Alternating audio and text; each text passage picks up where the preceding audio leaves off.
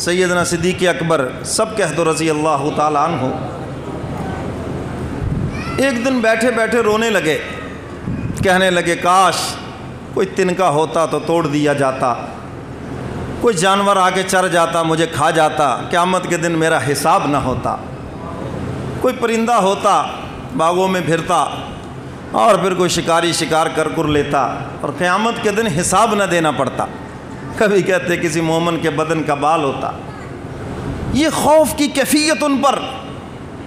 اچھا، میں اس بات کو آگے بیان کرنے سے پہلے حکیم الامت حضرت مولانا اشرف علی تھانوی رحمۃ اللہ علیہ سے کسی نے سوال کیا، حضرت وہ تو جنتی ہیں پھر ان کو خوف کیوں؟ کیوں جی، سوال ہے یا نہیں؟ آپ کے بھی دل میں آیا یا نہیں؟ بھی حضور علیہ الصلاۃ والسلام کی زبان مبارک سے پتہ نہیں کتنی مرتبہ جنت کی بشارت سنی، اور روضہ رسول میں وہ جنت میں سوئے ہوئے ہیں، ان کو تو جنتی جو نہ مانے وہ تو دارہ اسلام سے خارج ہے،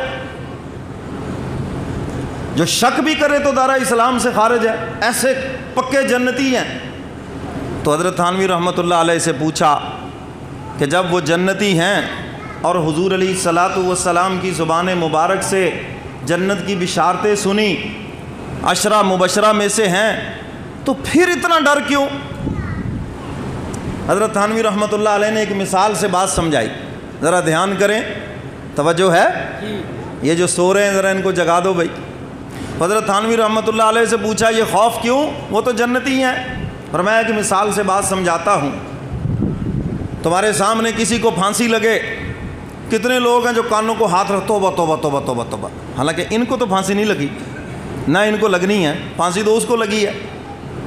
چلو اس سے بھی اور آسان کرتا ہوں، روڈ پہ ایکسیڈنٹ ہو جائے، کسی کی ٹانگ ٹوٹ گئی، جسم زخمی ہو گیا، خون بہہ گیا، کتنے بندوں کو میں نے دیکھا دیکھ کے بے ہوش ہو گئے، دیکھ کے کانپنے لگے، کھانا کھانے جا رہے تھے کھانا بھول گئے، 2 دن ان کی طبیعت خراب ہو گئی، بعضوں کو اسکیرٹسٹ ڈاکٹر کے پاس لے جانا پڑا، جی اس کے اوپر اس دن کا اتنا خوف مسلط ہے، یہ بچہ رات کو سوتا ہی نہیں ہے، حالانکہ اس کو تو کوئی تکلیف نہیں پہنچی، اس نے تو صرف دیکھا ہی ہے۔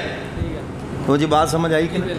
حضرت تھانوی رحمۃ اللہ علیہ فرماتے ہیں ان کا یقین یوم حساب کے اوپر اتنا ہے، حضور کے فرمان کے اوپر اتنا ہے، جنت و دوزخ کے اوپر اتنا یقین کامل ہے، وہ ان چیزوں کو دیکھ کر لرزہ براندام ہیں، کانپ رہے ہیں، ان کی جنت کا اعلان تو حضور نے فرما دیا ہے۔